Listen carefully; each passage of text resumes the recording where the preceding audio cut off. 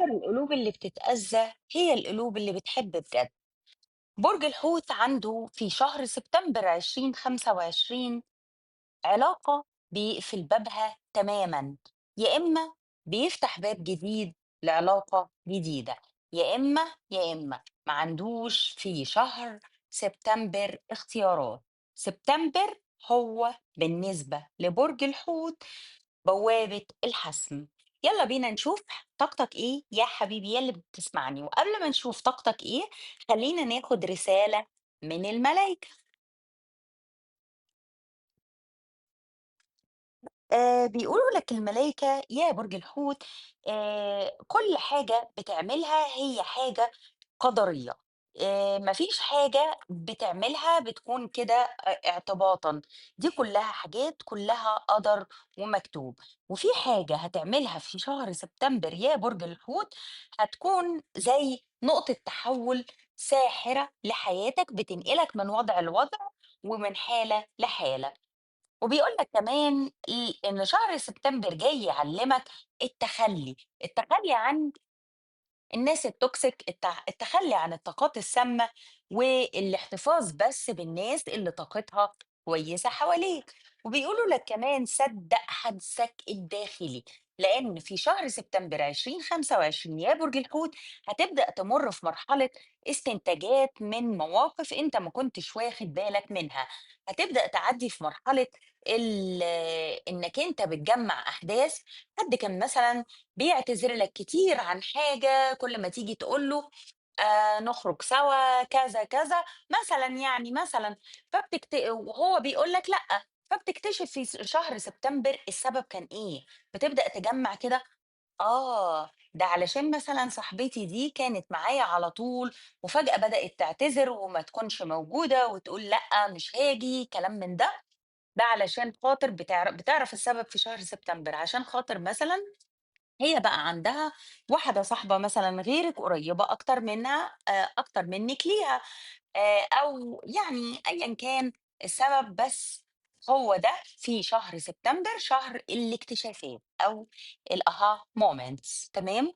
طاقتك إيه يا برج الحوت في شهر سبتمبر 2025؟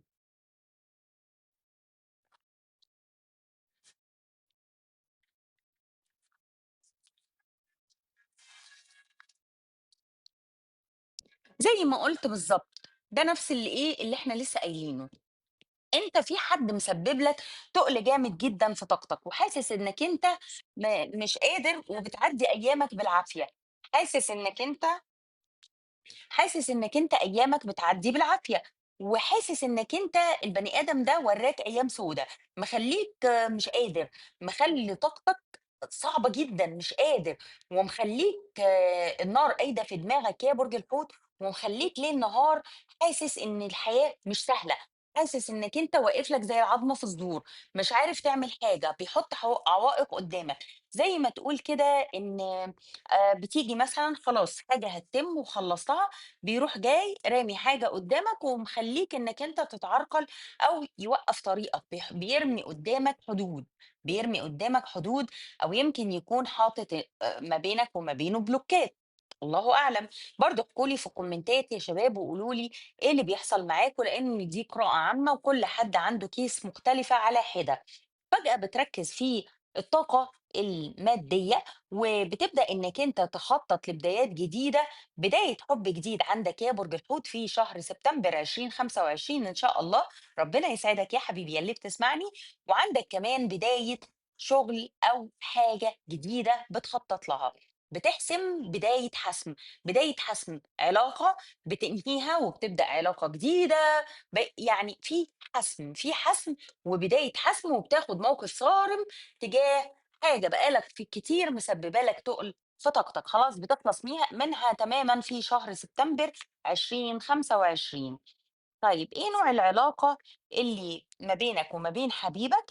هي علاقة احتفالات، انت بتحب قوي تهاب فن يعني مع حبيبك ده، يعني مثلا تروحوا حفلات، تروحوا تسهروا، تروحوا تخرجوا، تروحوا يعني اوتنج وكلام من ده. دي أكتر حاجة أنت بتحبها.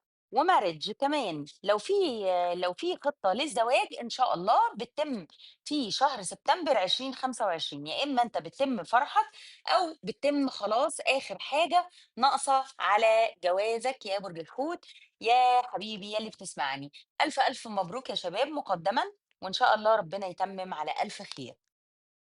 وبيقول لك كمان حبيبك I am sorry، بيعتذر لك، في عندك حد بيقدم لك اعتذار في شهر سبتمبر وبيجي يقول لك ان هو آسف، بيعترف وبيقول ان هو آسف.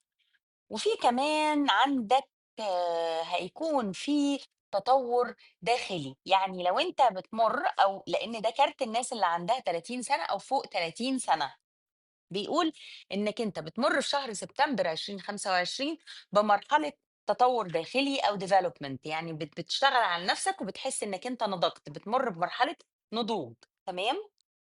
طيب حبيبك بقى طاقته إيه دلوقتي؟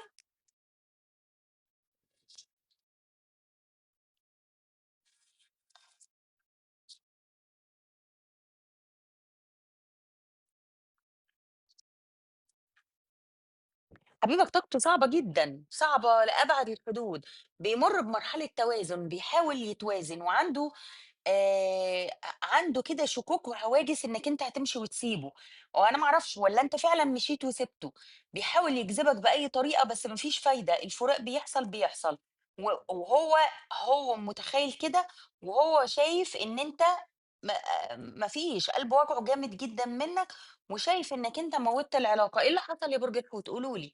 هل أنت فعلًا فارقت حبيب في الفترة اللي فاتت، وهل أنت فعلًا فاتح على حبيبك ده اللي فارقته وعايز تعرف هو عامل إيه؟ يا ريت يا شباب تكتبوا لي، اكتبوا لي في الكومنتات وقولوا لي، ليه حبيبكم طاقته كده، وليه بيقول إنك أنت مشيت وسِبته؟ هل أنت فعلًا مشيت وسِبته يا برج الحوت، والّا هو خايف إنك أنت تمشي وتسيبه في شهر سبتمبر؟ قولوا لي يا شباب.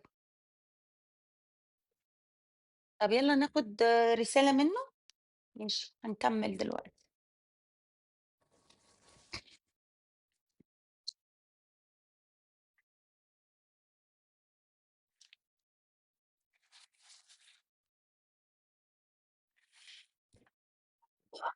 بيقول لك فعلًا إن هو خايف من الفراق، وبيقول لك إنه بيتمنى إنك تسامحه في يوم من الأيام.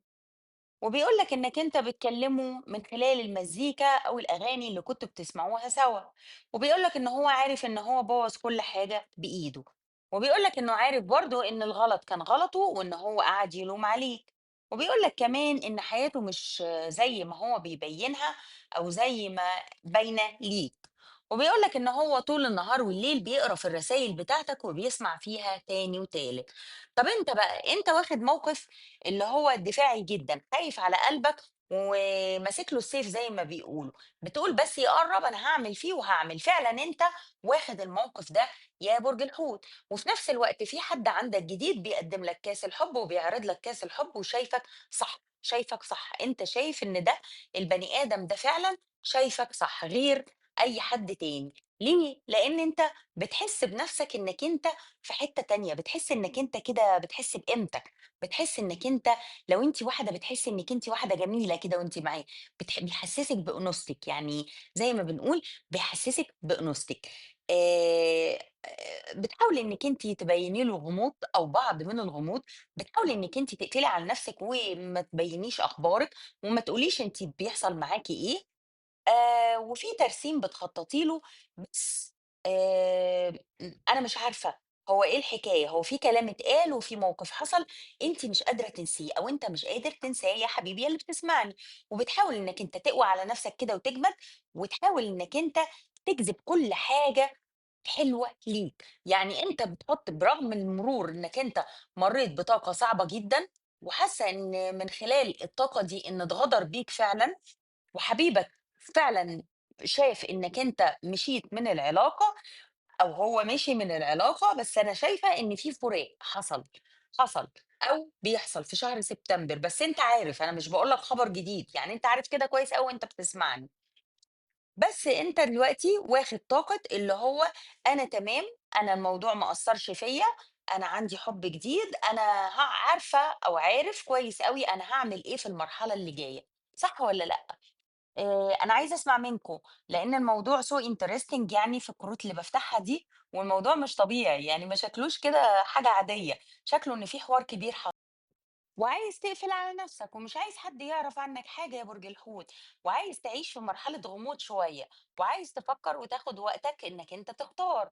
بس اللي حصل فيك مطيّر النوم من عينك، مخلّيك مش قادر لا تصحى ولا تنام، مخلّيك كده لا على حامي ولا على بارد، بس مدّيك اللي أنا شايفاه قدّامي إن الحلو فيه إن هو مدّيك دفعة قوية جدًا إنك تشتغل على نَفْسك، وعرّفك بقيمتك إنك أنت تستاهل حد أحسن، وعرّفك إنك أنت تقدر تقدر تجذب أي حاجة أنت عايزها ليك يا برج الحوت. هل فعلًا ده حصل؟ هل فعلًا في حد رسّم معاك أو وعدك بترسيم وسابك في وسط الطريق؟ هل فعلًا حصل إن البني آدم ده كان عنده طرف تاني وأنت عرفت بالصدفة وحاول إن هو يجذبك ويكمّل العلاقة وأنت اكتشفت إن دي علاقة ثلاثية وإن هو عنده طرف تاني في آخر لحظة؟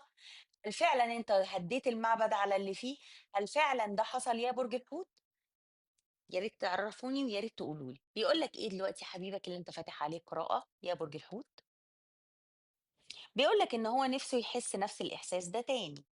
وبيقول لك كمان I want you. بيقول لك إن هو عايزك، عايز يشوفك، عايز يتكلم معاك، عايزك، يعني عايزك أنت نَفْسك كده بهيئتك بشخصك. الملايكة بيقولوا لك صلِّ وادعي يا برج الحوت، استعين على هذه الأحداث بالصلاة. وبيقولوا لك كمان إن أنت تقدر تكسب أي معركة مش في صالحك ب إنك أنت تسمع لقلبك، دايمًا حاول إنك أنت تسمع لقلبك ولإحساسك ولحدسك يا برج الحوت، أنت عندك برضه الحاسة السادسة قوية جدًا، فخلّي بالك من ده ودايمًا اتّبع حدسك يا برج الحوت. بتقدر تقرا الناس كويس صح؟ ده runner بيقول لك إن ده الكارت بتاع الهارب، الهارب اللي هو بيهرب من العلاقة. بيقول لك إنك أنت خايف تقرّب من حد في الوقت الحالي، وخايف تفتح قلبك تاني، وبيقول لك إنك أنت حاول إنك أنت ما تهربش، حاول إنك أنت تواجه، وفي نفس الوقت اللي راح راح وخلاص، سيب اللي راح راح واللي حصل حصل خلاص. وبيقول لك كمان ما تبُصّش في الصور القديمة، يعني بُص لو هتبُص ما تبُصّش في صور بتحزّنك أو بتخلّيك تشيل طاقة سلبية، وحاول إنّك أنت تعمل ذكريات جديدة أو تعمل صور جديدة تفكّرك بحاجات حلوة ممكن تحصل أو في بحاجات حلوة حاصلة معاك دلوقتي يا برج الحوت.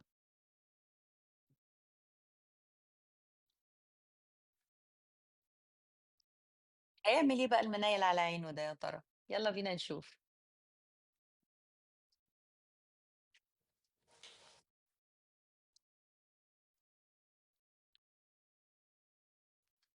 بُص يعني أنا مش عارفة مين فيكم عايز ياخد حقه من التاني، بس هو الواضح قدّامي إن هو نِفْسه إن هو يبدأ تاني معاك كلام ويحاول إن هو يصالحك، ويعرض عليك ترسيم مرّة تانية ويصلّح الأمور، بس هو دلوقتي عنده حاجة شغّال عليها بيحاول يخلّصها وبعدين يفوق.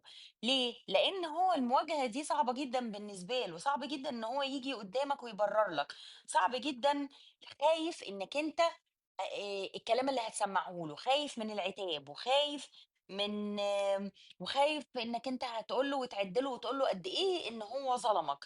آآ دلوقتي هو بيفكّر في business أو بيفكّر في شغله كتير جدًا، وبيفكّر كمان إن هو يدافع عن نَفْسه، إزاي واخد موقِف دفاعي جامد جدًا، بيفكّر أنا لو رُحت واجهته هيقول لي إيه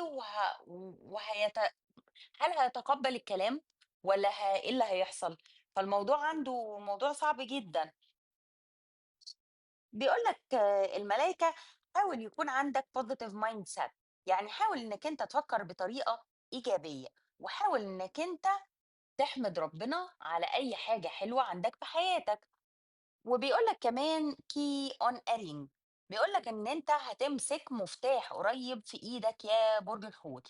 بيقول لك إنك أنت عندك فرص كتيرة وفي يوم من الأيام قريب قوي مش بعيد هتمسك مفتاح في إيدك وهتمتلك حاجة كنت بتحلم بيها هتبقى ملكك يا برج الحوت؟ يا رب يا حبايبي يا اللي بتسمعوني، ربنا يسعدكم ويجيب لكم كل الحاجات اللي بتفكروا فيها، ويحقق لكم كل أمنياتكم يا رب في شهر سبتمبر 2025 يا رب. يلا بينا نسأل 3 أسئلة ونشوف لو انتوا مفترقين أو بعيد عن بعض، هل في رجوع في شهر سبتمبر 2025 أو لأ؟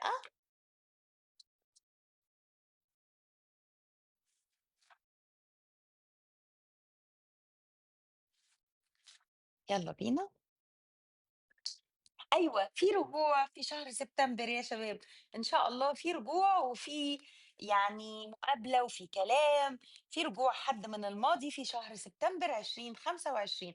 ربنا يسعدكم يا حبايبي يا اللي بتسمعوني. طيب هل هتقابل حد جديد في سبتمبر 2025 والّا لأ؟ يلا بنسأل سؤال direct كده.